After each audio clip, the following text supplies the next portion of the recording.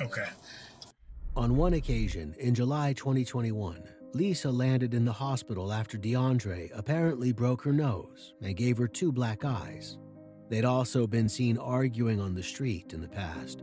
And following one such argument, a witness saw DeAndre punching himself in the face, as if to punish himself. It got bad to the extent that in September 2021, she texted her boss. My boyfriend beat me again, and I had to go to my mom's. They're wanting me to stay in a safe place because he's threatened before to harm us. Is there any way I could get my shift for tomorrow covered until things settle down a little? I can work the rest of the week. We're just trying to make place to stay safe. This didn't last, however. All right, Lisa let's and go. DeAndre were back together soon enough. Do I have trees In planted? Where are May, the trees? DeAndre introduced Lisa to his half-sister, PJ. According to her, DeAndre was the father of Lisa's baby. So you can tell she's pregnant. Yes. And I know this is a dumb question. Like, did he say that it was his? Yes. Yeah, they both did. Yeah. And like whenever they fight, what does he do? Like, where does he go? He just takes off, and nobody knows where he goes. Do you know that they fight a lot before? Or? Yeah. How do you know that? He told me. He'd been texting a friend about his poor mental state. On June 5th, just after midnight, he wrote, "I feel like it's all the emotions I've ever put to the side just coming out now at once for real. My cup filled up and now it's got to spill over. My cup filled up. I don't know how to healthily let out emotions without snapping or crying because I'm too pissed to talk." He also wrote, "I've always had to be the man even when I was a kid and was always put in grown man situations with so much pressure on me, and even to this day still. He sounds like a man close to his breaking point." And on Tuesday, June 7th, DeAndre went missing.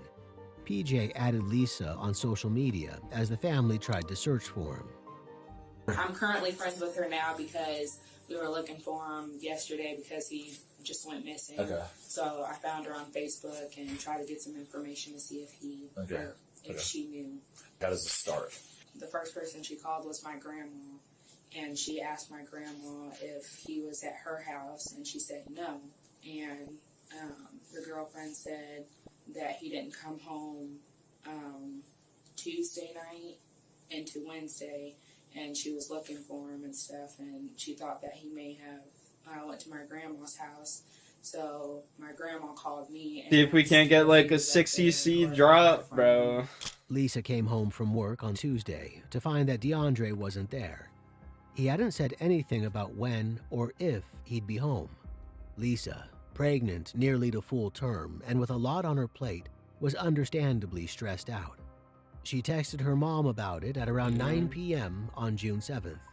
She wrote, You think he'd just leave like this? fretting that he'd taken some clothes with him and that he deliberately left, never to return. I think I got left. Heidi tried to comfort her, looking for a silver lining in the situation. She'd been concerned about her daughter's relationship for some time now, and this seemed like maybe a blessing in disguise. If this is how it's meant to happen, at least it was nonviolent, she wrote. And you've been set free.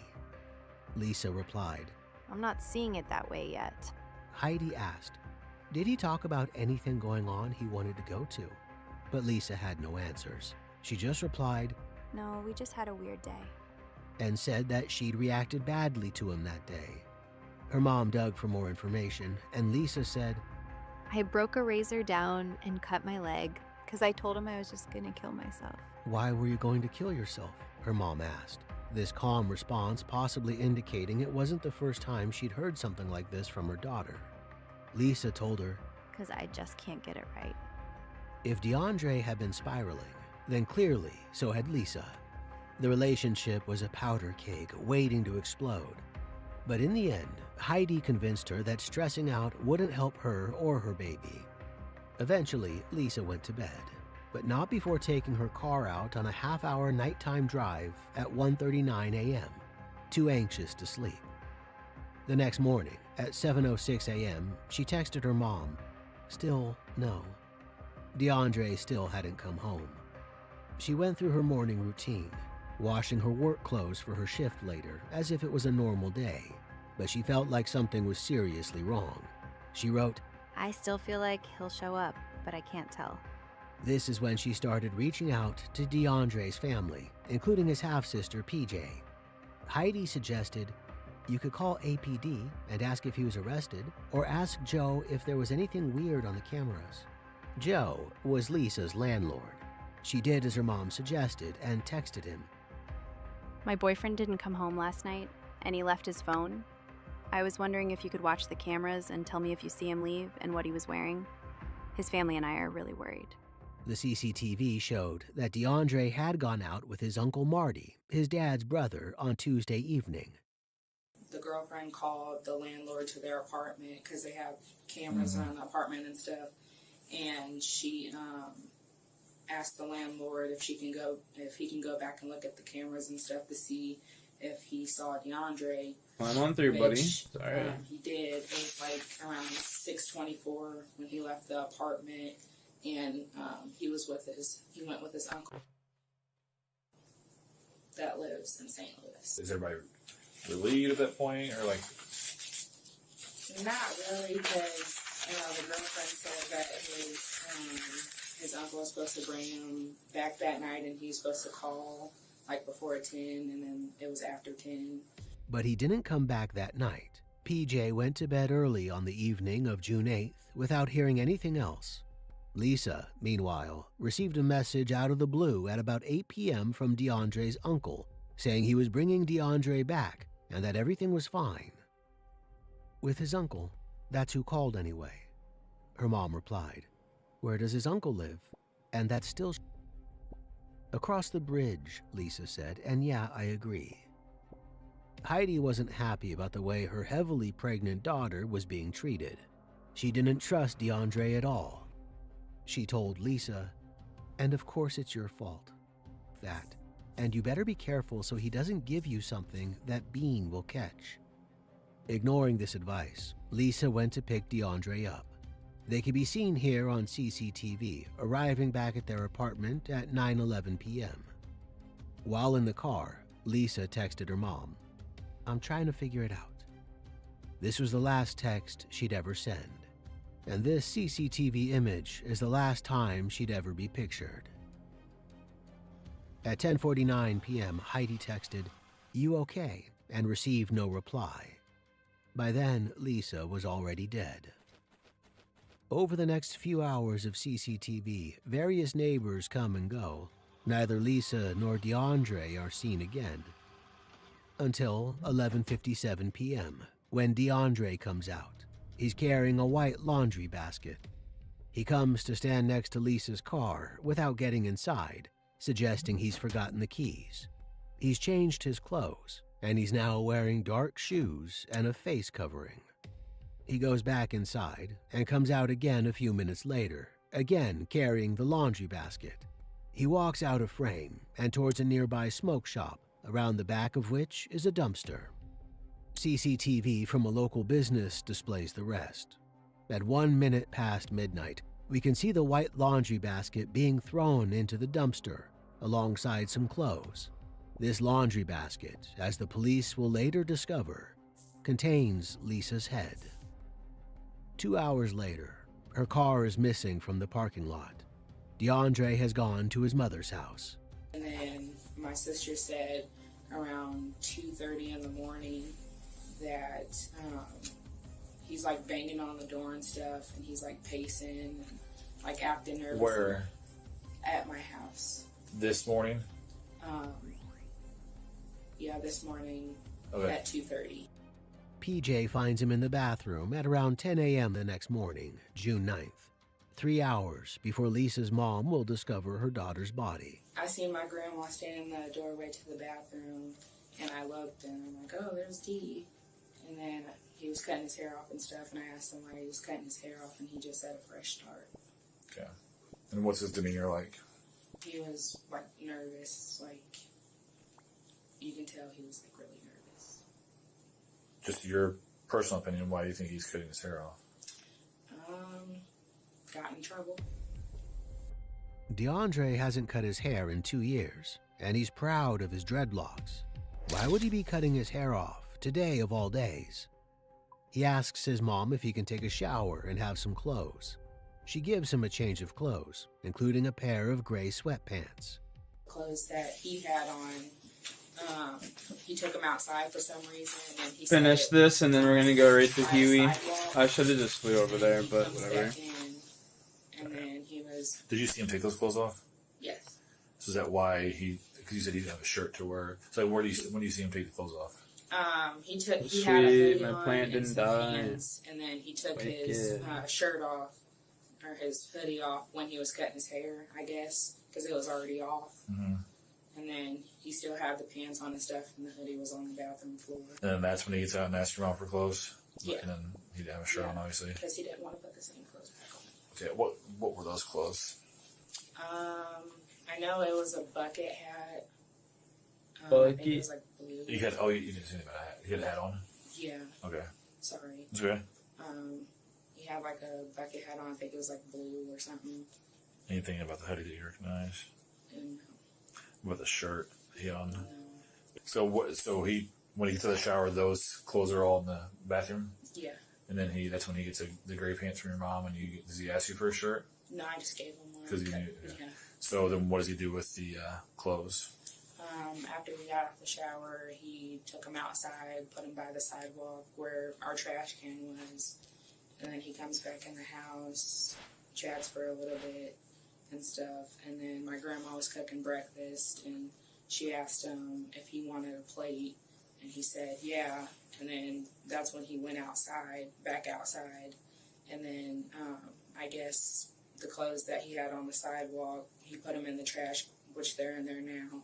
PJ was asleep when DeAndre came home that night at around 2:30 a.m., but her sister was awake. She said that when he was banging on the door and stuff, it scared her, and she was asleep in the living room watching Netflix. Well, not asleep, but she was awake. You 4 girls there then? Sister, mom, grandma, all there overnight? It was me, my mom, sister, grandma, yes. Yeah. She said that she hears like really loud banging and stuff, and then she looks out, and she said she seen D, and then when she opened the door, she looked in the parkway, in the parking lot, in our driveway, and then she said that she seen a black car, and his girlfriend drives a black car.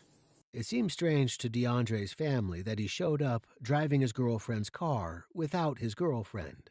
And the suspicious signs don't end there. His grandmother notices he's got other items of Lisa's property. He had I don't even know what his girlfriend's name is. Okay. But anyhow, he had gave me her ID in the debit card. Okay. And I said, well, why you got her debit card Yeah. and license, you know? And I said, now she out there driving, and then she thinks she got her license, and you got it. Then this morning, he gave me 2 keys. Okay. And I say, well, where you get these keys from? And he said he found them on the ground. But he didn't say where he found them on the ground. And I said, well, give it here. I say, then I can get in touch with her. Okay. And You want to put and that get it- stuff in there? I'm getting it back now? This here? Yeah. Is that yours? No, but I'm going to try. All right. I'm going to try to get it to her. Okay, that's what I'll do. I'll take care of it. You sure now? Yeah. The keys too? Yeah. All right. Thank you. All right. Okay. Did he tell you what those keys were for? He just told me he found them. Gave What it to did he me. say to you when you asked him why he had that stuff? He didn't give you an answer? Just look like he's in a daze or something. DeAndre doesn't have an answer as to why he'd have Lisa's possessions. And at around midday, he leaves the house without any real word about where he's going. He said, I'm going to cut some grass. And so she asked him, where was he going to cut grass? And he just said he's going to cut grass. Okay. And he left on foot? He left on foot. It seems like DeAndre has been trying to cover his tracks. He's made himself less recognizable, changing his clothes and throwing them in the garbage. He's been carrying many of Lisa's personal belongings, which he's handed off to his grandmother to get rid of. And he's left Lisa's car parked on the street with a handwritten "for sale" sign in its window. Now he's taken off on foot. His behavior is making the truth of what happened that fateful night clearer and clearer. A truth that Lisa's mom, it seems, has known all along. She said as much on her call to 911. My daughter's boyfriend killed her. He chopped her head off. Heidi didn't need to catch DeAndre in the act to know what he'd done. Are you outside the apartment right now? Yes, yes. What kind of a weapon does he have? He's not here. He took her car. Okay, the officers are coming. So you haven't heard from her boyfriend or talked to him at all? No, I haven't. It seems she spoke too soon when she told her daughter to be grateful things had ended safely without violence. Even Spoken into mom, existence. Like, if you knew where he's at, would you tell me? I would. Like, if I knew what was going on, I would tell you, but from last night of him doing the disappearing act to what's going on now, I have no clue, like, what transpired. Are you afraid of him? Yeah, I got an order of protection on him. Okay. Yeah. And what prompted you to get that? He was staying with me for a couple days, and he was becoming frightening, like he was going to do something, so I was like, you gotta go. And so when he left, he called my daughter back and was like, I love you guys, but I'm coming back to kill you. So what actually happened inside the apartment that night between the couple walking inside at 9:11 p.m. and DeAndre coming back out just before midnight? Their downstairs neighbors have been witnesses to a lot of the violence in their relationship. Well, the past few days they've been arguing, and that's nothing new. Okay. They fight, like they used to fight all the time, and it would be loud fighting, and we actually had to call the cops on them before, because I don't know who it was, but somebody picked something up and slammed it against the wall. We assumed it was one of them throwing each other. And on the night of June 8th, they heard it all. Last night it was different. It was like, we got home from picking me up from work. I got home from work around 9:30-ish. A little laggy. And their front door was cracked, which is unusual. They don't. 9:30 p.m. last Yes. night? Okay. They don't usually leave their front door cracked, and it was, and that was a little weird. And I heard like muffled yelling, like not screaming, but yelling in a way, kind of like in pain, like you just like snipped your finger with a scissor and you had to put some over your mouth so you wouldn't scream too loud. That's what it sounded like. So you said it sounded like muffled screaming? Kind of, but it wasn't too loud. Okay. And then later on, we heard like the apartment shakes a little bit whenever you move too much, and it started shaking. And we're like, okay, they must be fighting or something. And we were gonna wait to see if it got better, or like if it didn't, because we were just gonna go sit outside and wait it out. Yeah. So we didn't have to deal with it. And so whenever that was happening, the apartment was shaking, they were fighting about something, and then all of a sudden the screaming got really, really loud and really intense. And that was, I would say, probably about 9:45, 9:50. And then the apartment had like 5 or 6 loud like thuds, and they got louder and louder each time. Okay. And they shook the apartment as well. And that sounded more like it was coming from. So, like, what did it sound like experienced in life, to your best ability, that would have created or possibly created the sound that you heard? Probably. I really don't know, other than like chopping wood. Okay. Because that's what it felt like he had enough. I didn't even say he, but like, you know, that's what it sounded like there was enough time to do. Was like, it was very constant beats too. Okay. So that's what made me think it sounded like that. So do you think it sounded like an instrument hitting something, or do you think, or what? Something is making you know, kind of envision that through sound. You know what I mean? Like if we hear something and our brain is gonna take that information in, right? What we're hearing, smelling, feeling, and we're gonna kind of like paint this mental picture, right? Right. So, what about that sound makes you think chopping wood? It was More of how steady it was. Okay. Because when you chop wood, you know, you gotta lift it up, you gotta hold it, and then you gotta put all your weight into it, all your muscles. Yep. And when you do it, you go. And you kind of got a rhythm. Yeah. Okay. And it had like 4 or 5, 6 of those beats, and then it just stopped. The screaming stopped, the sound stopped, the shaking stopped, everything stopped. That chopping sound, something the neighbors couldn't bring themselves to consider, was the sound of Lisa's head being cut off. At that point, we heard somebody walk outside, but we weren't able to see because we just glanced down the window, and from the window that the awning is right there, so we can't see down on the patio deck area, and so we couldn't see who it was, but they were out there for about 2 minutes, and then they came Yo, back Jesse, thanks, buddy. How you been? How you been? Upstairs, but I was too scared to see who it was. And then what? How you been, my dude?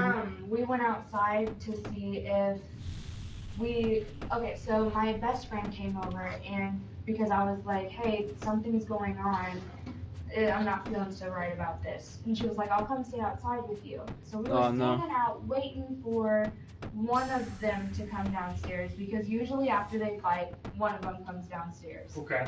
Neither one of them Sure, did. this game and yeah, but the lights upstairs in their apartment kept turning on and off. Okay. So we knew somebody was up there. We assumed it was Lacey. Okay. But we didn't see either one of them. The neighbor texted their landlord. She wrote, "Hey, I don't really know what to do. We got home, and as soon as we walked in, we started feeling thumps, Still got and a lot of someone stuff to started do? screaming for Okay. like 5 minutes straight. It stopped for a minute, then the thumping started back up. The neighbor's door upstairs was also cracked open." The landlord tried to get in touch with Lisa, but heard nothing in response. The neighbor said, "If we hear it back up again, we'll call the cops." But they didn't hear it start back up again because it was already too late. With all of this evidence mounting up, at around 9:30 p.m. on June 9th, the police execute a search warrant on DeAndre's mother's house. What's Canada doing today? Yo, Jay, we should play some Battlefield later tonight. I got that game. I gotta just download it. I'll download it when I'm at work. We should play as it. well as his cut-off dreadlocks wrapped in toilet Doing paper. AFK There's stuff. no Hit sign 99 of strength. DeAndre Jeez. himself.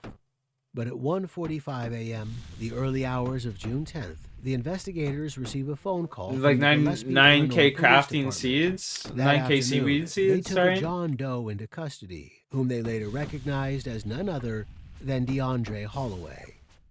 The Alton Police Department had been gearing up for a manhunt, but there's no need.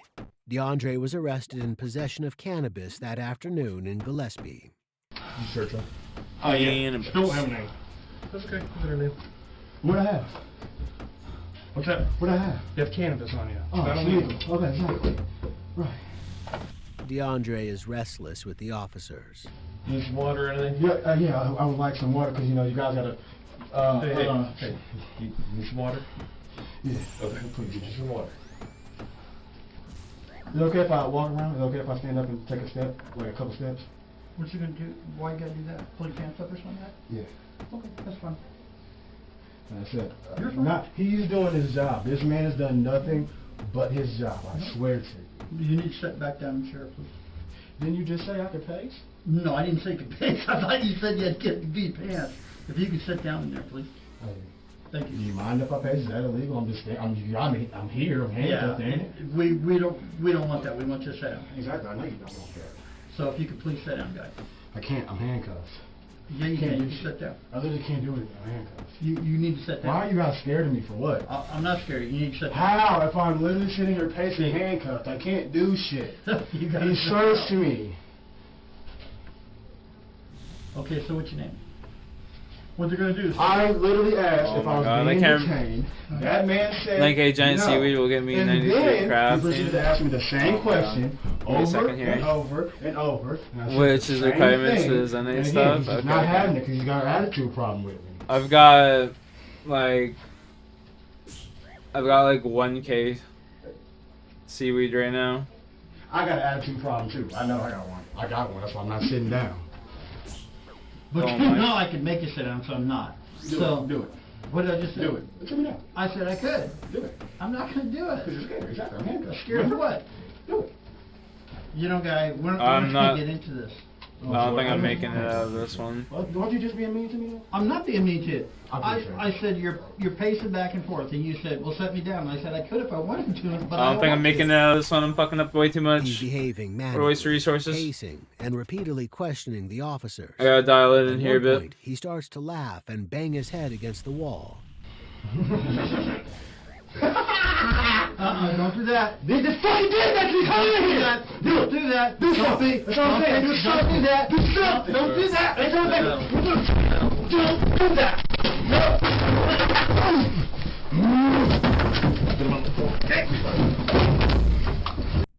The cops take drastic measures to restrain him from hurting himself. They keep him on the floor as he assures them he's going to get out. Just have my folks will come get me out. Well, we don't know your name, so... Exactly, but my folks will be there to get me out. Who's your folks? I don't know who you're Don't worry about it. He still refuses to tell them who he is. But it doesn't matter. The investigators from Alton come to arrest him on suspicion of Lisa's murder. They carry out a warrant for DNA, fingerprints, and other samples. And at around midday the next day, June 10th, nearly 24 hours since the discovery of Lisa's body, the investigators sit down with DeAndre for an interview. But DeAndre's not talking. He refuses to give them any information, even his name, which they already know. He just keeps saying he wants to go to work, though it's not clear if he's actually employed. He also says he's dissociated and that he's once been prescribed medication by a doctor. After this, he asks for his lawyer, and the investigators comply, terminating the interview. On June 13th, DeAndre is charged with 2 counts of first-degree murder, 2 counts of intentional homicide of an unborn child, a human body, offenses relating to motor vehicles, and concealment of homicidal death. Bond is set at $2 million. The case leads to a lot of local emotion, including from the police chief. What happened to 22-year-old Lisa Dodd, who had just moved to this place in Alton, is beyond irreprehensible. It is completely terrible what happened. Oh no, I just wasted fucking dose. Her unborn child was also killed as a result of this. DeAndre's family, however, entreat the public to take the nuances of his circumstances into account. His stepfather, Chris Hawk, takes to YouTube to talk about it on June 16th. I never thought I would be recording a video like this. First of all, I want to offer my condolences to the Dodd family. I cannot imagine what you must be going through. Give me the goods, baby. I'm not please. Going to deny that what happened was an extreme act of evil. It was. I don't know how else to explain it. It was an act of evil. I don't know if there's a word that describes it. And over here we are ashamed. His mom, his sister, we're all shocked. We knew he was capable of violence, but we never saw this. We've been trying to get help for him for at least 3 years. But as far as longer term mental care, we were always told that we can't hold them unless they've done something. He doesn't deny the horror of what DeAndre's done, but he attributes DeAndre's actions to his mental state, something his family has been trying to do something about for years. But he says the system wouldn't let them. Our system fails. People with mental problems. I've grown up in an environment with mental problems. And people are kind of left on their own. It's a tragic situation. This is the D that we knew. They're old pictures, but they show that. Brother, I don't care about homeboy that cut the fucking head off. Like, what? That's crazy.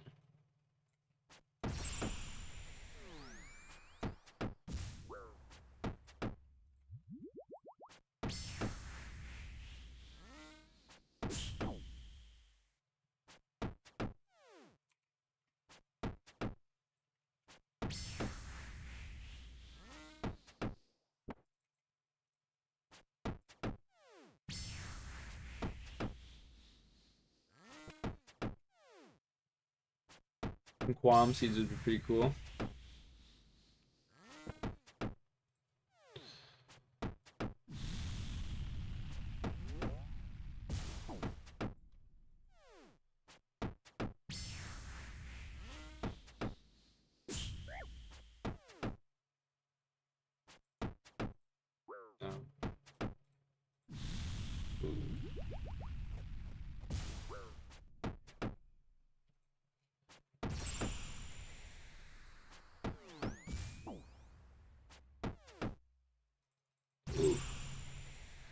Ooh.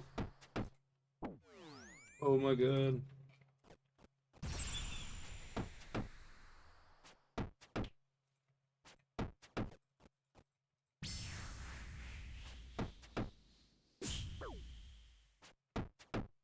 That motherfucker.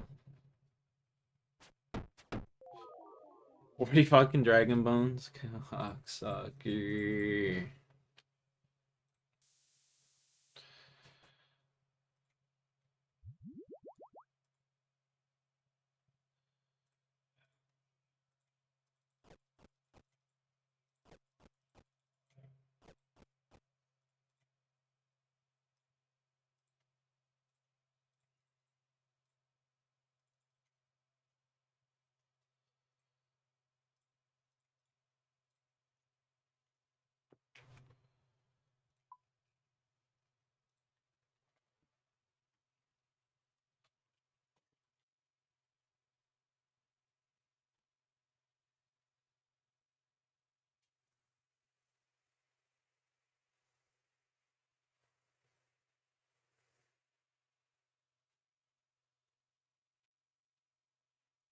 What's going on now?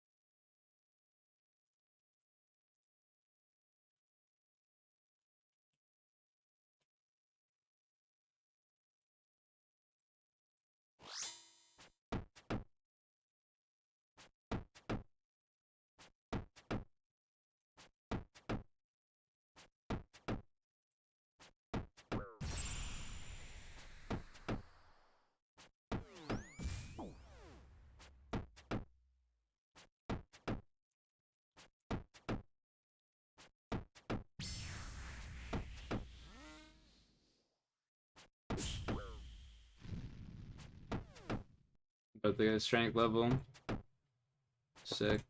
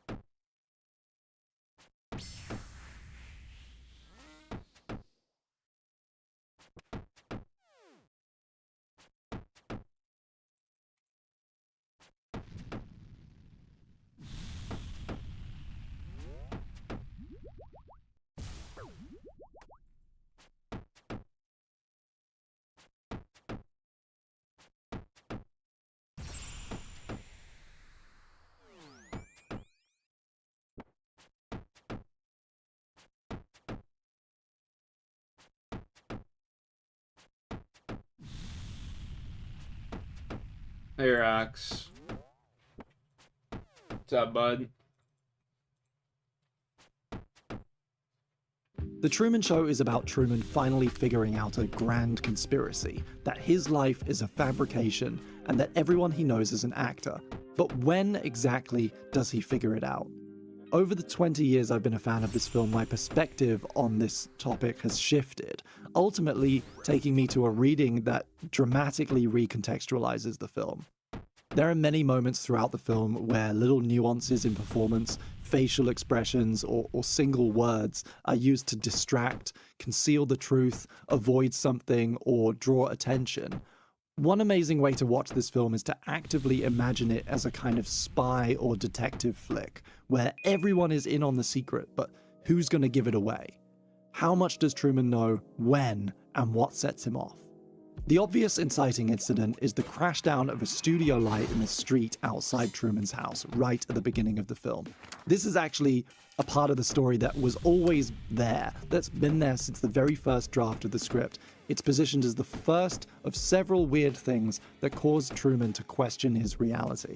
Thus begins Truman's own journey of discovery and the beginning of a reactionary phase for the cast and crew of his life as they scramble to make excuses and cover things up. Classical Clive is the first up, lying on the radio about a damaged airplane. This is Classical Clive with Classical Drive, so why don't you forget about the perils of flying? Fuck you, Classical Clive. There are lots of moments in the film where the dynamic changes and where members of the cast give themselves away. Some obvious, some more open to interpretation. This isn't entirely comprehensive, but I'm going to go through a list. The twins Ron and Don and their very noticeable product placement. And how's your lovely wife? The ticket guy at the crossing watching Truman to see if he'll actually get on the boat.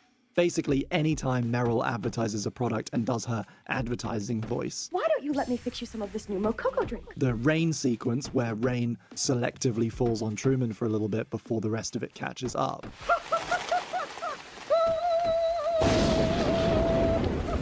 Lots of moments in the high school flashback, things like the how is it going to end pin, Sylvia not knowing her name, saying that she's not knowing Japanese, saying that she can't talk to him, Sylvia's fake dad, and basically that whole scene. Konnichiwa. The radio malfunction on his way to work, the What's awakening up, chilling, scene my man? with the iconic music from Dalvitz, with the elevator green room and the traffic and Truman starting to feel like he can control things. Characters checking their watches, repeated movements, or not responding to Truman in normal ways. It's when I'm unpredictable. That's they can't. Anything happen? now? Mm-hmm. His mother being pushy with photo albums to try and, seemingly try and take him off the scent of doctored photos. The travel agent still having her makeup cloth on. The little girl on the bus pointing at Truman and saying, "Is that you-know-who?" before being shushed by another actress. The sad bus driver, the police officer using his first name at the power plant, and then the kind of police officer in the next scene leaning in, which I've mentioned, kind of trying to get a peek of the celebrity. You're welcome, Truman.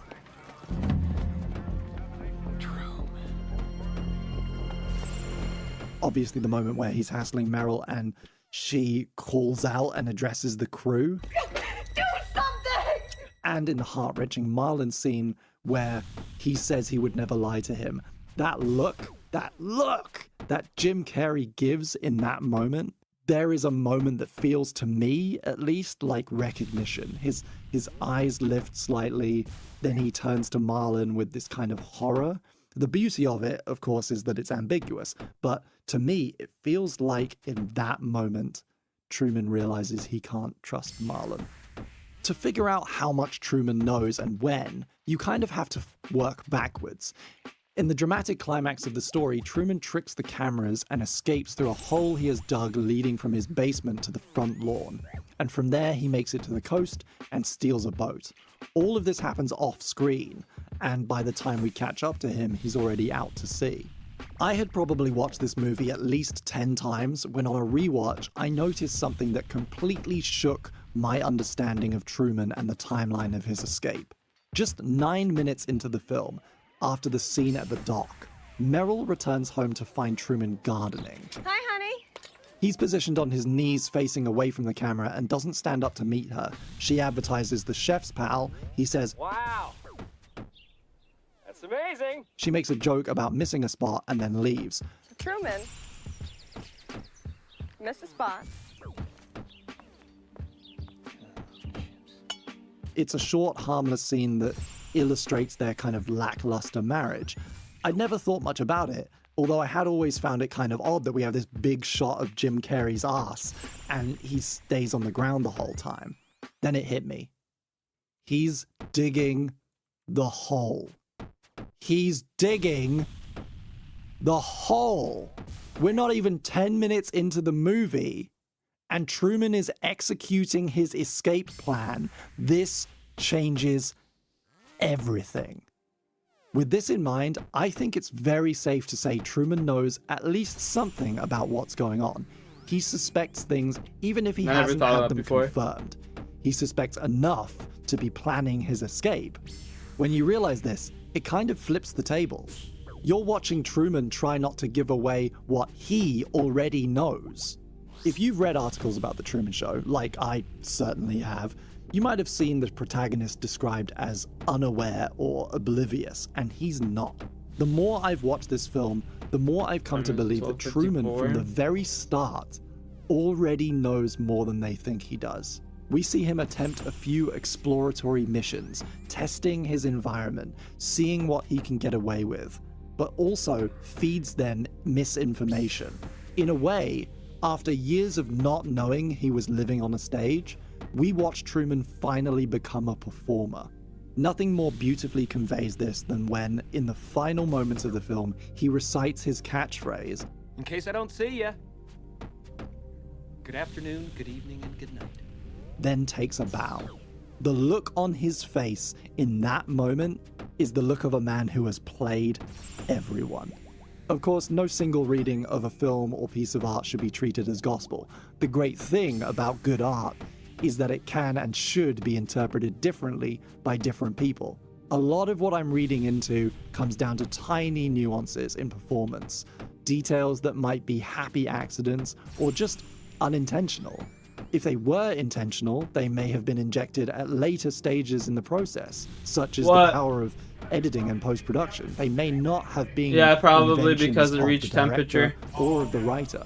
I have a timer on, so once it's done, the timer will go off and it'll shut off the oven. And I've overthought it, and Love you. my See ya. theories at this point are basically fan fiction.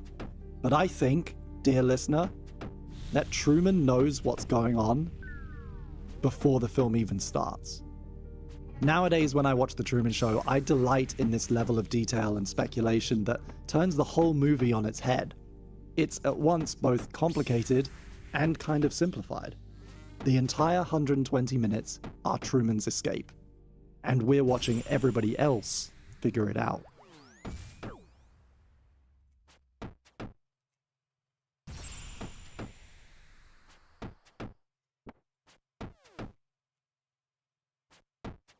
It kind of makes sense. No, I fucked that up.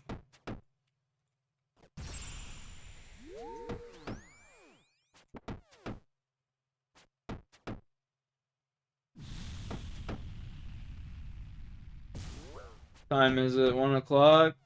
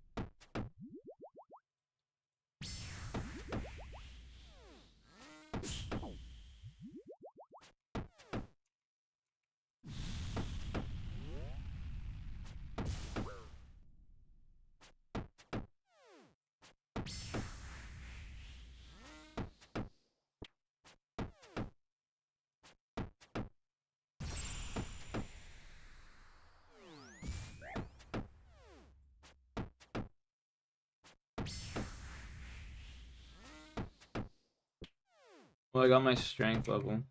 Yippee-ki-yay.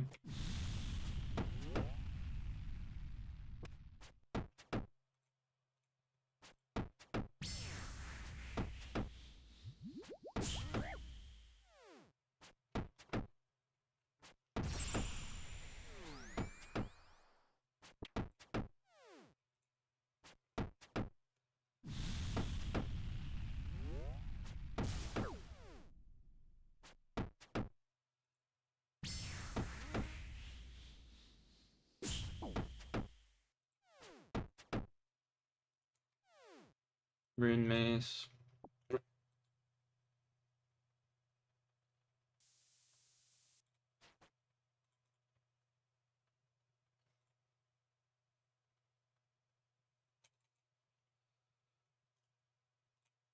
Rune mace is some butt cheeks.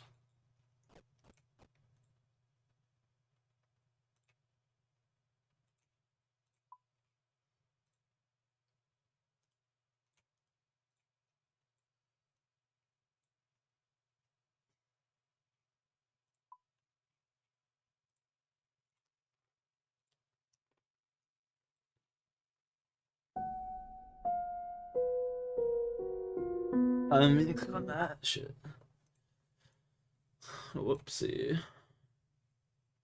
How we doing? I'm alright, I'm alright. I'm gonna be right back though. I'm gonna be right back. I wanna go check on my food.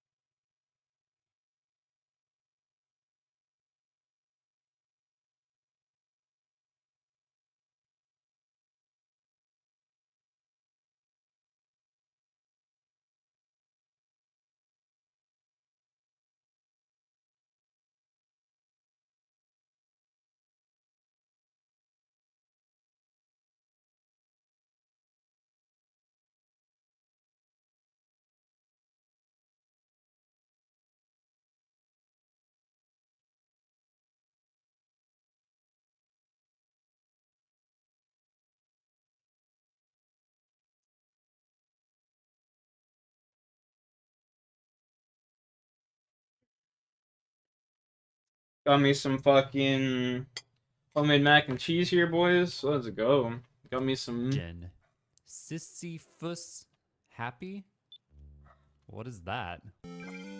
Sisyphus. Rocky. Wait, what? Sisyphus? What is that word? Rocky. Sisyphus? The hell is that, man? What the hell? You gotta hit it at the right point, otherwise you take damage. Wait. Yeah, it has to be... You can't do it on the steep incline. It's gotta be only on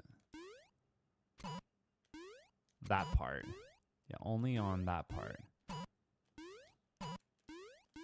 Nope, nope, nope. Yep. Like that. Yep, yep. Wait. Yep. There you go. There you go. There you go. We got it. We got it, dude. We got it. Patience. It's a virtue. Temptation will hurt you. To the top of the damn mountain.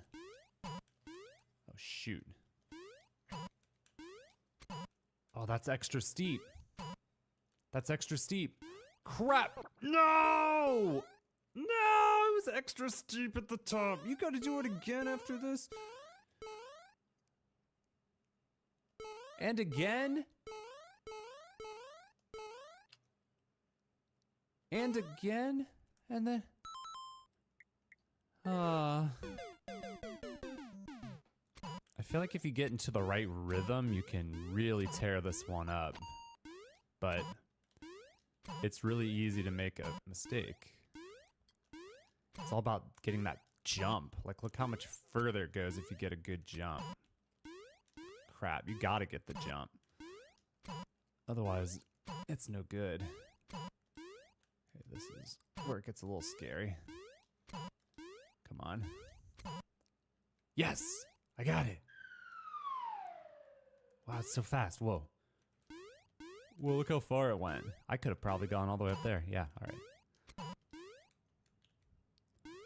Okay. No music, so stupid. I'm gonna put in my own music. It's gonna be really epic. Maybe some dramatic edits. Oh, that was close. Careful. Careful. Patience, man. No. No, no, no. Oh, that was close. I almost goofed. Come on. Come on. Come on. You stupid ass. Go. Oh my god. Yes. Yes. Yes. Careful. Don't go too fast. You walk right into it like an idiot. Whoa. Look how far it went. That was cool. I almost took damage right there. That was really close. Mac and cheese, scrumdiddlyumptious, bro. This sucks. This sucks. Yeah, it's out. What a stupid level. Like, do this one time? Sure. All yours, bud. How to do it like 4 times? 4 freaking mountains? I don't freaking think so. Come on, dude. Get real. Get real, man. Oh. Ah. Oh, damn it. Yes!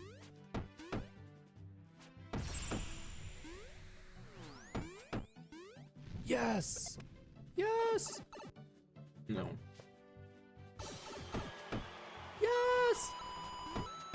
Is that it? What the? What if I had gone in that pipe? What if I had gone in that pipe? Huh? Bang. No. There's a reset. You gotta do it again? No! You suck. Why? There is a reset. At least, but dude. This is so lame. Ah! God. How much is there? This is so lame, dude. Is this harder or is it just me? Is it harder or is it just me? Maybe it's just me.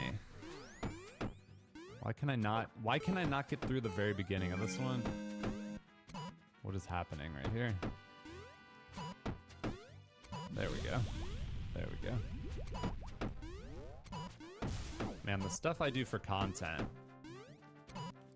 My God. Webcam pros, weird. Respect this. What about the person who made this? Like, what did he have to gain? I don't know. Respecto. I don't know, man. That's unknown. Okay, here we go.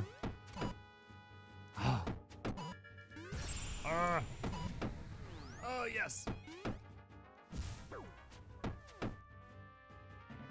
Well, I'll call you guys if I ever get through this stupid level. No! I overshot the stupid thing! God! I'm looking ahead. I'm looking ahead. It's wasting time, though. It's right there. It's right there. Crap. Okay. It's about the same length as the first section. I can do it. It's like the same thing, right? Time is an issue. Time is an issue. Time is an issue. I already know exactly what music I'm putting in. It's going to be the Mario Party Western Land theme. And I'm going to speed it up. It's going to look really stupid.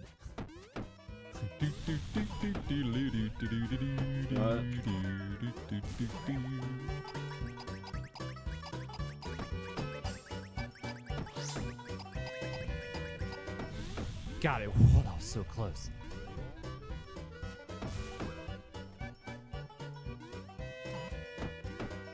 No! No! No!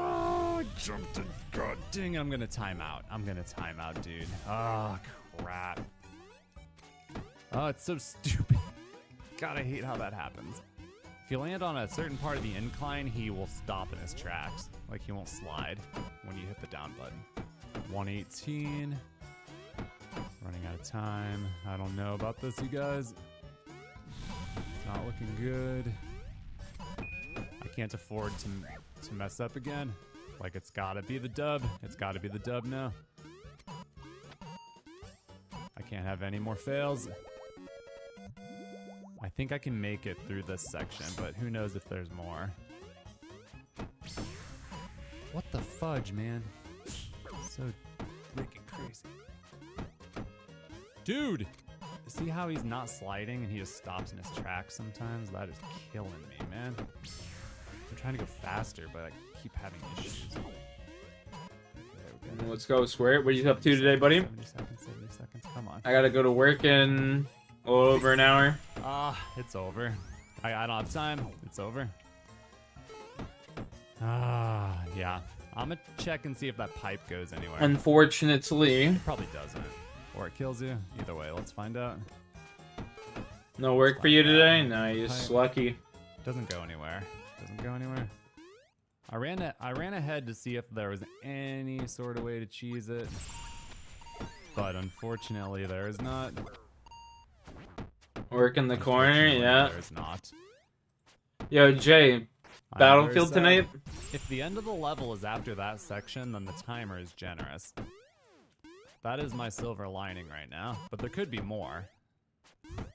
Try out a new game, buddy. Another whole freaking section, for all I know. This part right here is so scary. God, it has to be so precise. Oh. Whew. Whoa. All right, I got the first section in pretty good time. Yes, sir. Let's give her hell. Let's give her hell. No, I thought I was going to take damage. That was very aggressive. I think I got one more, you guys. I think I just have one more. One more. Play it safe. Play it safe. Oh, I thought I was going to get hit. Come on. No! You be the dude with the parakeet, I'll be the tank. Sure I just got hit on literally the last one. Alright, I usually play as like a medic. I'm hurting, you guys. I'm hurting. Like, running around healing people. Whole body is in pain. That last push is so ridiculous. It's like so tight to get it up there. It's so crazy. Look at that. And if I was just slightly more aggressive, I would have got hit. Wow. So crazy. Ah! What? Oh my god. Are you kidding me? No. Go. Go. Oh my god. Dude. It looks like I'm gonna take damage on that. Play it safe. I got it. I think that's it. Ooh. Okay, now what do I do? What do I do now? Can I... Do I... Like... What? Can I throw a bomb over there? I'm so confused, bro. What do I do now? Hey, Andy, what's up, big dog? How you been? How do I... Do I have to go back? You've got to be kidding me. Am I seriously playing this again? This can't be real. Right? Surely. Surely not. This is surely not real, right? I'm trying to push it while going downhill for like a maximum boost. If you hit it just right with just the right momentum, you can get like multiple shots off and it's really nice, but then you get here, it's like, what the hell? What? It lost momentum because I hit it? Come on. There we go. All right. Stay low. Stay low.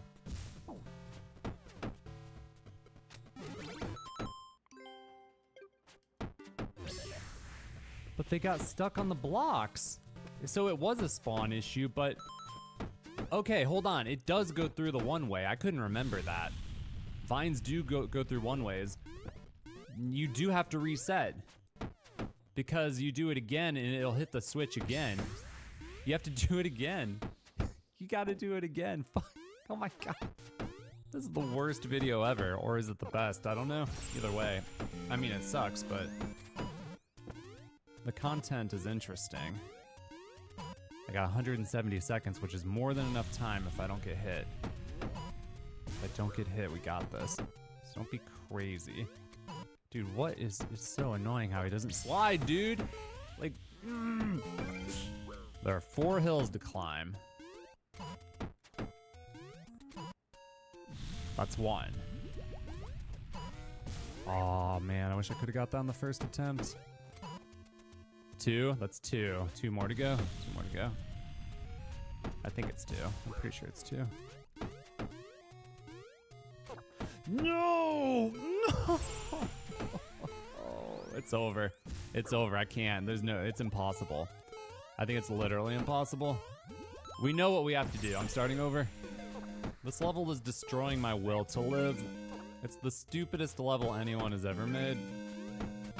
What a waste of life. This is how bored humans are in 2025. That we create this.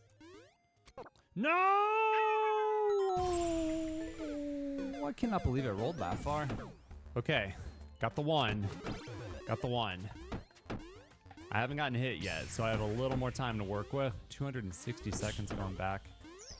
But then again, I don't even know if it's over after this, so...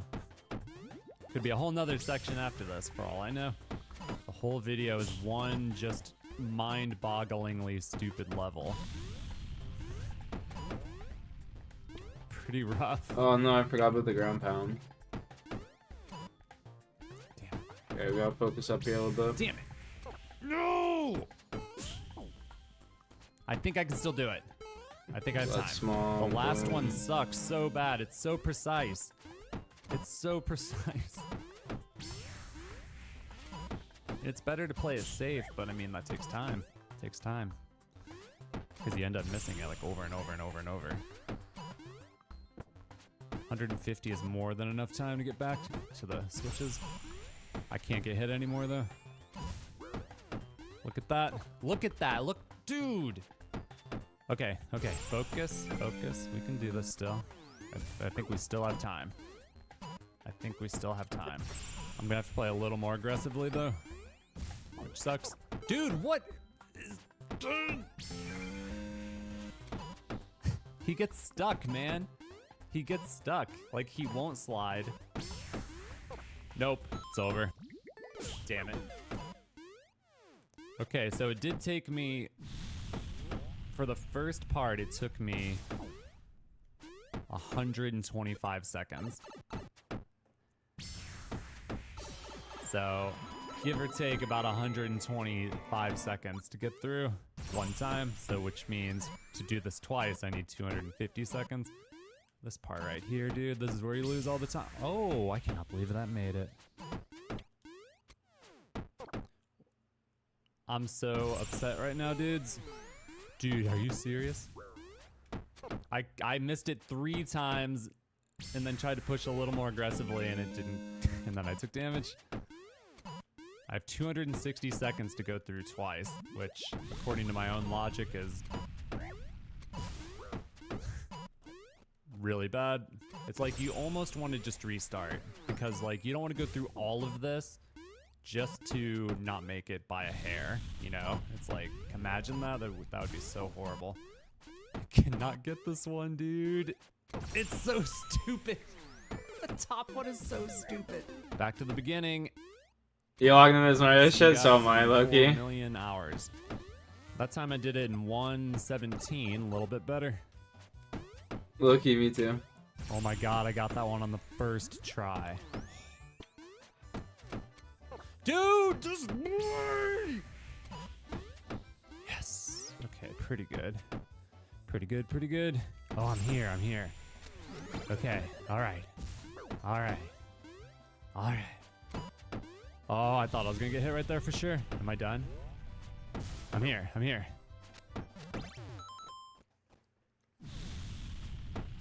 It's my fault. I forgot to go in the door. I forgot to go in the door and reset. You gotta reset the room, like physically go in the door. I just went back and I started. I forgot, dude. I had it. This is gonna be a 1-level episode, folks. Like, it is what it is.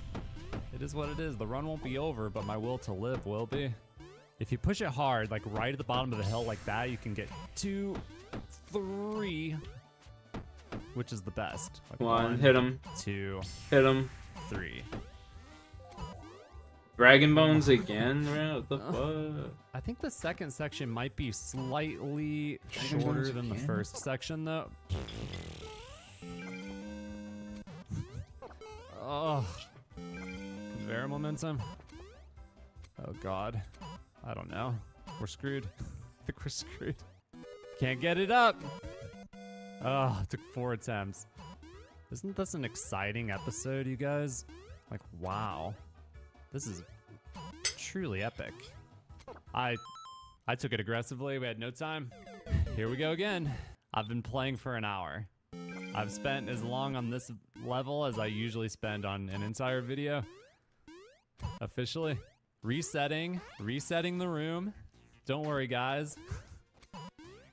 Don't worry, guys. I reset the room and we got 220 seconds. I haven't made any mistakes yet. Knock on wood. We have a little bit of room for leeway if I make a mistake here. And I reset, which is pretty good. I cannot believe this entire freaking level is the whole video. Or this entire video, sorry, is one stupid level.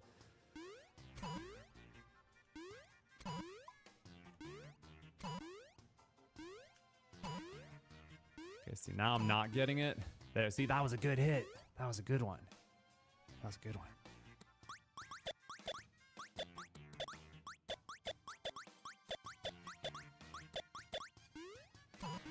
Just play it safe. I have time. That was a good one, man. I don't know. Sometimes you get these weird hits that are like hella good. There's only one more, I think. One more hill. Unfortunately, if I mess up now, I'm screwed. Even though I've made no mistakes so far, if I make a mistake at this point, I'm screwed. It's over.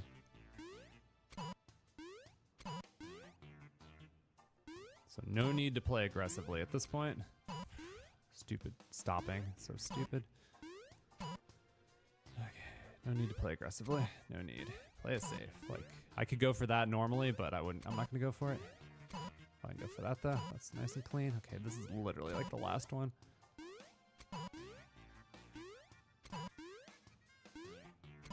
I got it. I got it. I got it. I got it. I got it.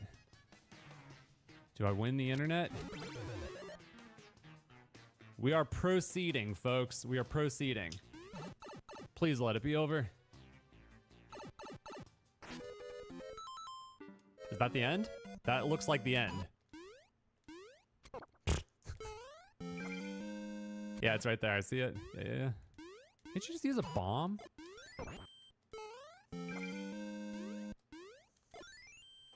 Like, what the hell? Ah. Dude, I think... I don't know. I mean, he must have known about that. That last hill is very steep. So the bomb cheese was excellent. First clear. Wow. I did the world a favor. Nobody ever has to play that ever again. Ever again. I hated it. I hated it, man. I'm so stupid. Get that crap out of here. So stupid. The whole video. I gotta play one more level. I can't have the whole video be one level. I'm not gonna finish the run. I'll pick it up next time. Mom's spaghetti. Give me a little something. Something else, please. Can't get that mushroom. That won't work at all. Oh, man. Crazy. Crazy, man. Hey, it's Boom Boom. What's up, guy? Eh? Fellas? Oh, there he goes. Time is it 1:30? Whoa. Whoa. That was crazy. Yeah, fuck it. Here we go. Where are we going? Alright. Where are we dropping? Where are we dropping? Are we actually dropping? I don't want to drop. I can't see. How come he was able to jump normally over it right there, but look, right here he can't do it? Why can't he do it? Is the one on the right taller than the one on the left? See? How come he can't jump over it? That's weird, right? I don't get it. That was so stupid. 17-minute world record? Cheers. I'm gonna throw up literal mom spaghetti all over my body. You can make it! Oh my god, you can make the whole thing! Oh, dude, are you serious? You can make the whole thing? That's crazy. Wow. Okay. Oh, come on, you mole bitch. You gotta stay right, otherwise he stops. Yep, gotta stay on the right side of him. Checkpoint. Checkpoint. I don't know, I didn't even check those. I'm just freaking out. We got a checkpoint, though. What's up, Rocky? I mean, that wasn't so bad. How's my guy? It must get really bad. Coming up? Whoa. Hey, coming up? Must get really bad, right? Come on. Come on up. See you later, buddy. Yo, peace out, my brother. Keep it real, dog. What's up, bud? Me? What the? Hey, I see another checkpoint. It must be a dodge the power-up situation, right? Or wait, but you can get it. You can get it. You take damage on the next one. That was my boy.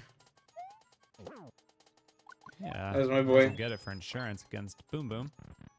No reason not to get it. That was my boy. Hey, my boy.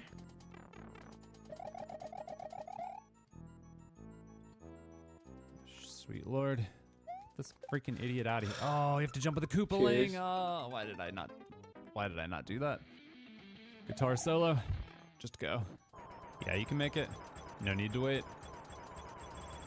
No need to wait at all.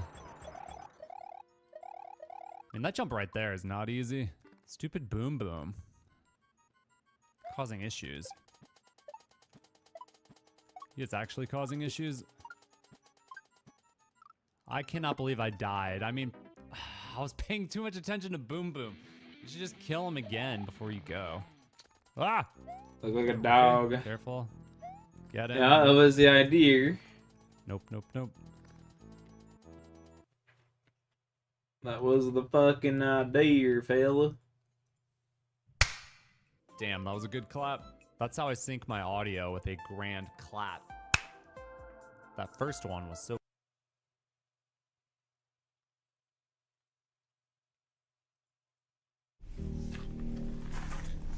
He was in a hurry, and because I guess it was raining, he wanted to get this under cover. So you weren't here when Dylan came down here? He's a friend of mine. Sure. You don't get rid of friends. This is Jim Brenner, a farmer living in the remote Utah desert. Police don't know it yet, but he's showing them the exact building where a missing teenager was murdered just days earlier.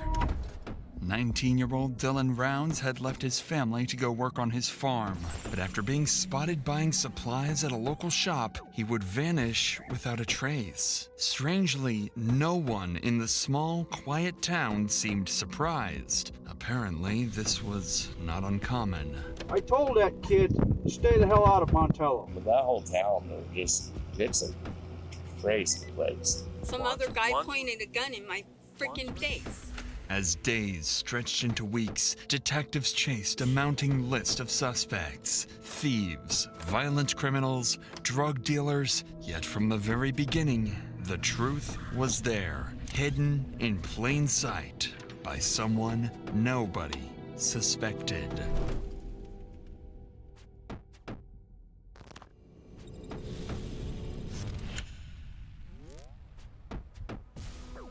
It all began on a quiet evening when police received calls from a concerned family member reporting their son, Dylan Rounds, missing from his farm in Utah. They hadn't heard from him in over 2 days, and when they went to his property to check, there was no sign of him anywhere. A deputy was dispatched to Dylan's farm to meet with his family, but on his way there, he was stopped by a neighbor of Dylan claiming he might know what happened to him.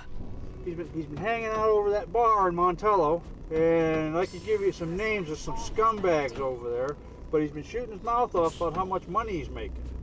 And there's one guy, Chase Ventura, he's over there, and he can do anything he wants. He's been robbing, stealing, and everything, and the Hueycoatl County Sheriff won't do anything about it. And if you talk to his mother, she knows more about it, but he run into Chase on the Tacoma Road the other day, and Chase kind of scared him a little bit. What's your last name again, Jim? Brenner, Jim Brenner. Well, I'll let you get down there before they disturb the crime scene. Okay, thank you. As the conversation ended, Jim Brenner's strange remark about a crime scene left the deputy curious, since no crime was yet confirmed. It was an unsettling comment that would soon become a disturbing reality. Oh, I smell something. There's something dead in there. For now, though, the deputy took note of this information and continued towards Dylan's farm to speak with his family.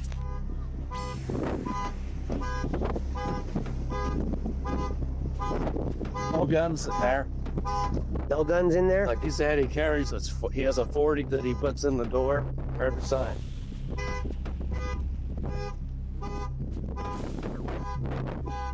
Did you just pop the back window? I broke it out. At first glance, Dylan's red Ford truck appeared oddly abandoned, bearing signs of minor damage. But what concerned his father the most was that Dylan's guns had mysteriously vanished from the trailer, a detail that was strange on its own.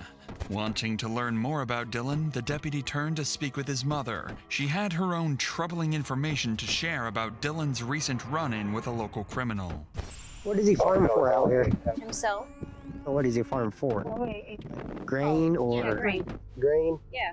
James stopped me when you guys went around me, was talking to me. He said that you knew something about a run-in he had with a guy named Chase? Yeah, on Wednesday, but they told me that's normal, so.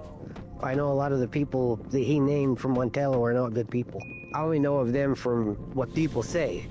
Dylan's mother confirmed her son had in fact encountered Chase Venstra recently, the same person Dylan's neighbor had earlier described as a local thief and criminal.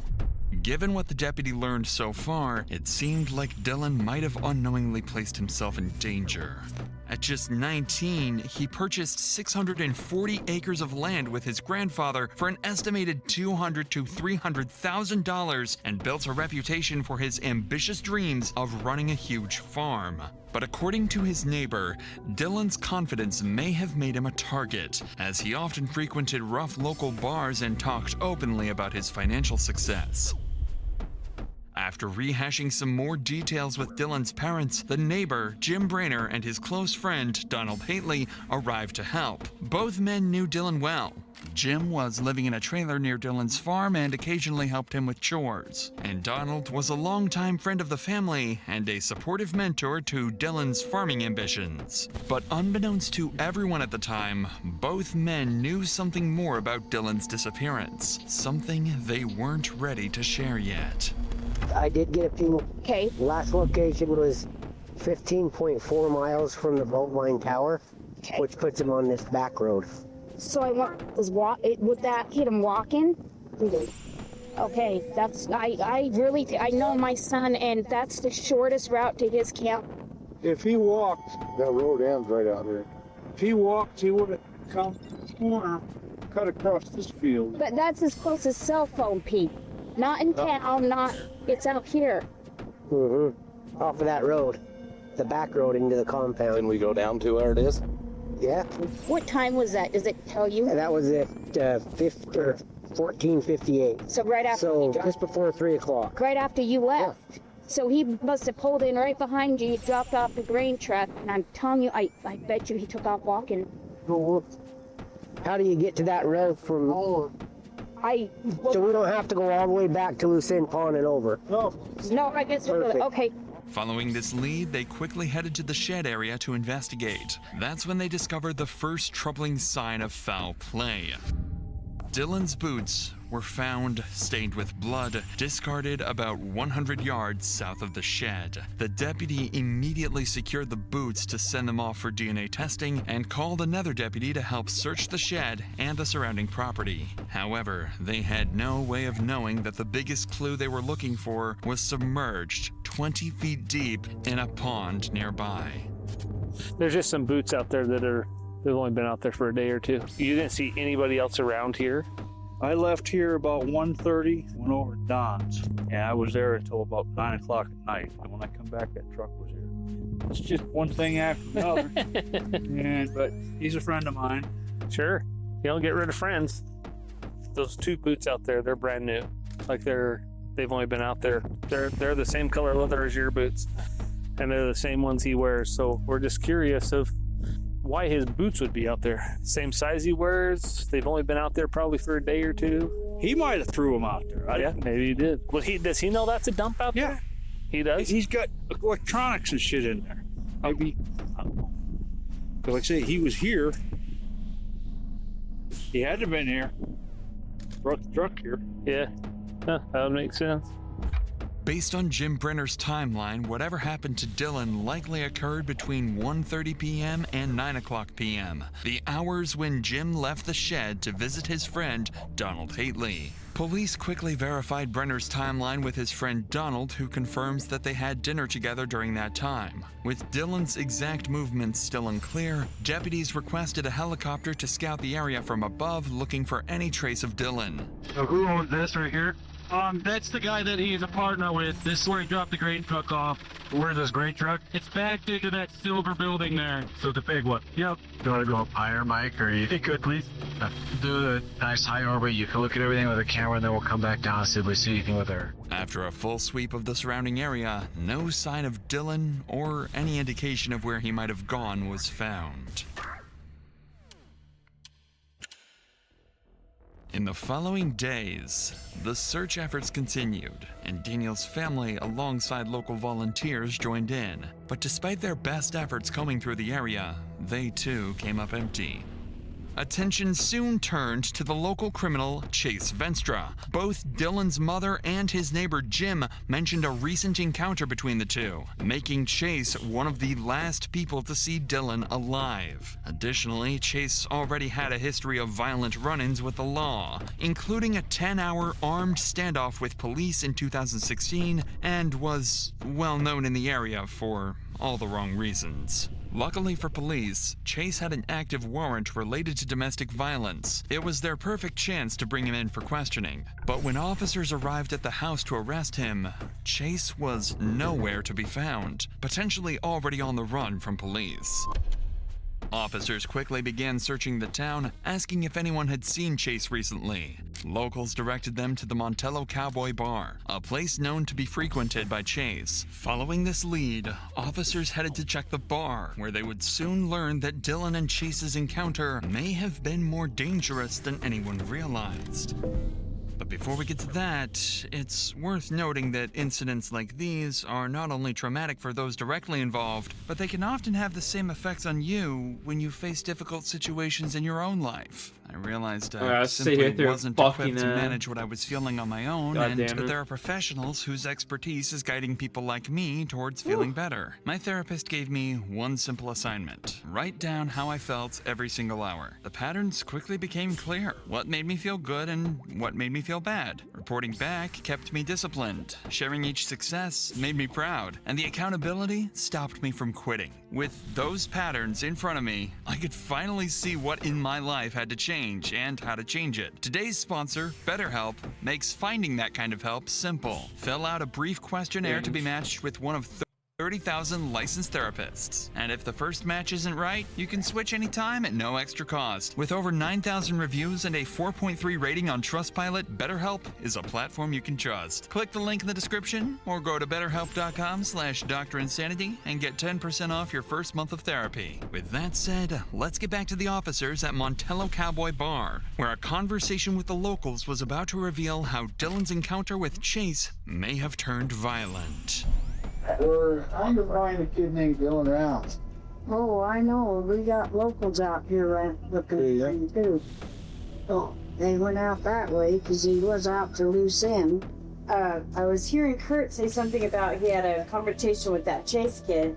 Yeah, that's who I'm looking for. Where do we find him? I'm kind of worried about it because if Dylan did walk back from where he left the grain truck and Chase got a hold of him vulnerable, you know what I mean? He's walking back, something bad could have happened because there was a bad injury with a kid just out here that got his face smashed in by the butt of a gun. And the whole camper shell was all bashed in and stuff. Where do we find Chase? Is he from here? Does he live here? Yeah, he does. He doesn't. He's from around here. This is where he hangs out. He was staying out here, and he was... Where was he staying at? A thief in town, and so everybody was after him, and they finally told him to get the hell out of town and stay there. Of course, he came back because he was just seen out here. The bar owner's recap only further implicated Chase Venstra, suggesting that a violent confrontation between Chase and Dylan was more likely than ever. But something else caught the officer's attention when one of the bar owners briefly mentioned another recent incident involving Chase. Sensing there might be more to this, the officer decided to pull her aside for a private conversation. At this point, police still considered Dylan's case a missing person, but what the bar owner detailed next would soon shift this case to one of potential homicide. Why was Chase and him having an issue, do you know? So Kurt told me, and I was overhearing part of the conversation, saying that Dylan was just driving down the road and Chase stopped him. And so, hey, got some water. He was like, hey, do you know Kurt? Da, da, da. And I guess they got an altercation about that because Chase was like, Kurt's an asshole, da, da, da. And Dylan was like, no, he's not. You know, he's a good guy. I work for, I do work for him, blah, blah, blah.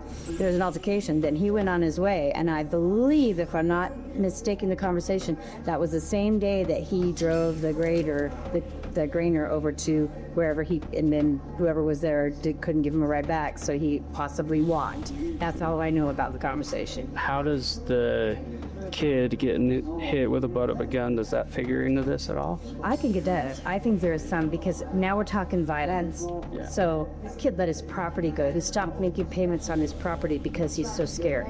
But he woke up to the butt end of a gun into his face. They smashed his camper. How old was he? I don't know, 30s. Has a family, has kids. He's out here, bought land out here, so I'm trying to homestead. He's not out here. No, or if we want. Imagine. Nope, he left his property go, he's gone. With this troubling insight, it became clear that Chase Venstra was fully capable of extreme violence. If he attacked someone else recently, he easily could have done the same to Dylan. But what no one had realized yet was that police were looking in the wrong direction the whole time. crime, while someone far more dangerous and guilty was hiding right under their noses. The next day, while the search for Chase continued, Dylan's family reached out to police. They were conducting their own investigation and wanted to share new information they'd uncovered. Information suggesting Chase may not have acted alone. So this is the family? Yes. Okay. So tell me again what you have suspicion to believe right now. So on 5/25 is when Dylan ran into Chase with the desert and called me right after. He had no shoes on.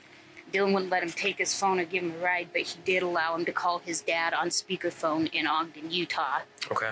Dylan allowed Chase. Dylan allowed Chase to, and then he gave him some coke, and then his dad called Dylan back, and Dylan sent the pin from his phone to where Chase was. Okay. So then we fast forward to 5/28, which was Saturday.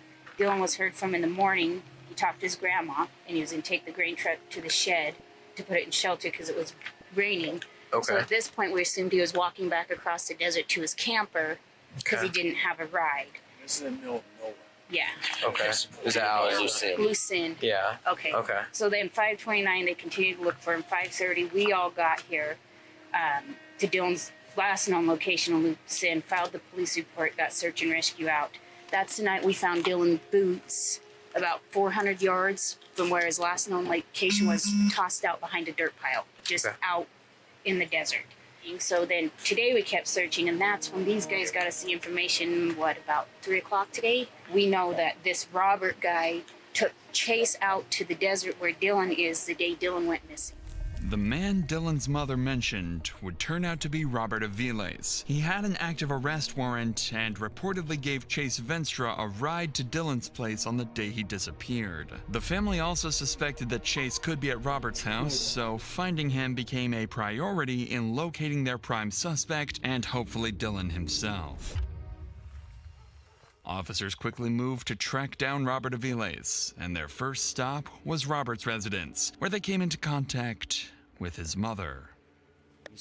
I don't know who that would be. Okay. I'm sorry, supposed but to I be- have no idea. He's supposed to be hanging out with a guy named Chase. And Robert. Okay, I don't know. Chase might have an idea, but my son's been homesick, and he's been in bed all day, and he's been home all night. I don't know. I'm just wondering. So who's all in your house? Nobody. Nobody's in there right now? No, my son is in his trailer And where's that at? in the backyard. In the backyard? Yeah. Well, What's happening? we're just trying to find out who And this kid no is. one came home with him. Nobody came home with him? No, Okay. Is Chase here? no. I don't let Chase on my property after I found him inside my home when I wasn't home. We were told that there's possibly a kidnapping. missing kid. Oh, being He's here. Yeah, no. You can feel hostage free to sit- look around if Hostage you situation? Like he's not being... No, See, that's why we're here, ma'am. I'm not about a car. look around if you want to. But there's Is that no one okay? here Would be but my okay. son, and he's sleeping. After speaking with Robert's mother, officers conducted a thorough search of the property, but found no sign of Dylan or Chase. But they soon located Robert inside his trailer, and he was quickly arrested and transported to the police station for questioning. When detectives placed Robert in the interrogation room, they expected resistance and lies, but instead, Robert didn't hold back. So you said that Chase had taken guns from somebody. Did he admit to you, like, where he got his guns? No, this is what I thought he got arrested for the first time. What he was in jail for when I came back. I asked Chase that. I was like, hey man, I heard you got arrested. He's like, nah, that's just all Montello gossip, blah, blah, blah, blah, blah, right? So I'm kind of weary after giving him a ride. I tried to show one of my mom's friends, been out there in the community for a long time. He gave me his scenario. He thinks Chase did it too, okay? Now, I don't know the time frames because I'm not good with time like I told you guys. I did the best I could by contacting the store lady and asking her what day I gave Chase a ride. You know, because I didn't even know what day I gave Chase a ride. I didn't even know what day the kid came up missing. I didn't even know there was a kid missing until the Nevada police came knocking on our door wanting to search our residence. You know what I mean? And that's the truth. Although Robert admitted giving Chase Venstra a ride, he couldn't provide any clear information on Chase's current whereabouts and maintained his innocence throughout the rest of his interview. However, Robert made one thing clear. He believed Chase was involved and might have even killed Dylan. The following night, something strange happened at Dylan's trailer in the Lucerne Desert. It seemed someone had quietly returned and tampered with items inside. An officer was quickly sent out to photograph and document the scene, accompanied by Dylan's father, who'd share more details about the troubling discovery. Okay, the shotgun is in a house in Rigby. Okay. That is my grandfather's that I bought, and he has a room up there, and that was the 40. It's not in here. We looked in his camper, didn't find it. No key fob for the truck, so when I broke the window, the alarm went off, we undid the battery. No key fob. We looked in his camper and all the cupboards and stuff, looked in the bathroom, nothing. My mother came here, she has real bad arthritis, my sister was here, we were all out searching. She used the bathroom. Dylan hadn't flushed it, just in here, it's really nasty. So my sister went in and cleaned it, still no gun. Later, my son and JD came in and the gun was sitting on a sink. It's outside of the bathroom, but right by the bathroom door where the toilet and the shower is the sink, but it's not in the bathroom. The gun was sitting right there with the clip outside of it.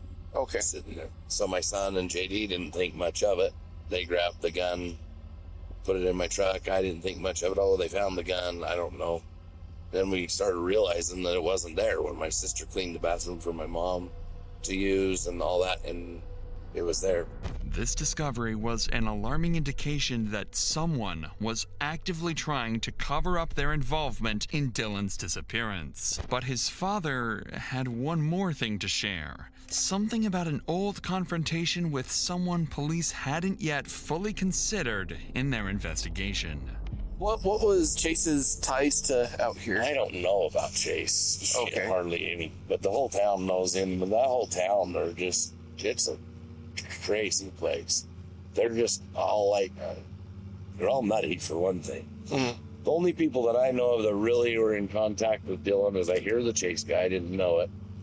But Don and Jim. Jim was the guy the place you guys were at. Okay. Jim came out here and helped. Jim came to Rigby, where I live. I live in Rigby and Idaho Falls area. Dylan bought like 800 pigs or something from the Midwest when the pandemic hit, whatever, the corona. They brought them to my farm and I was pissed. And Jim was there and I unleashed on him, told him to get the hell out of here. He called Dylan and told me he's going to blow my head off. Dylan called me, he got all mad.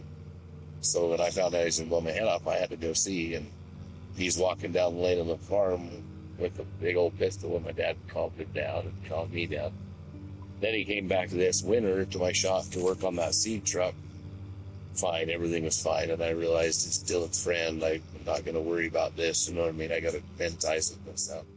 According to Dylan's father, there were no further escalations after his confrontation with Jim Brainerd at the time. At this point, no one had any real reason to suspect Jim Brainerd or Donald Haitley. After all, they'd been actively helping the family, joining search and rescue efforts, and fully cooperating with police. However, the confrontation described by Dylan's father was serious enough for the officer to take note of it. After leaving the scene, he passed this information to detectives, prompting a deeper look into Jim Brenner's past, and what detectives uncovered wasn't entirely unexpected.